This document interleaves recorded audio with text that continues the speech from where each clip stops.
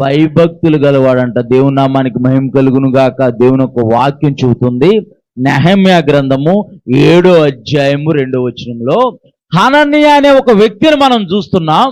ఇక్కడ నెహెమ్యా అక్కడ పడిపోయిన ప్రాకారాలన్నీ కడుతున్నప్పుడు ఒక వ్యక్తిని కనుగొన్నాడు. అతడంట నమ్మకమైన వాడంట. దేవుని నామానికి మహిమ కలుగును గాక.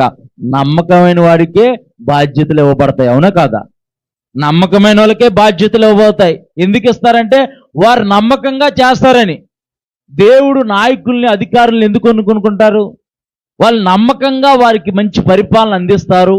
పేదవారి పట్ల, మధ్యతరగతి వాళ్ళ పట్ల, దిక్కులేని వారి పట్ల వారు న్యాయంగా ఉంటారనే దేవుడే వారికి అధికారాన్ని ఇస్తారు. అధికారం దొరికింది కదా అని అధికార మదంతో జీవిస్తే దేవుడు అధికారం నుంచి వాళ్ళని విడిపిస్తాడు. అధికారం చేజారిపోతుంది. పరిశుద్ధ గ్రంథమైన బైబిల్లో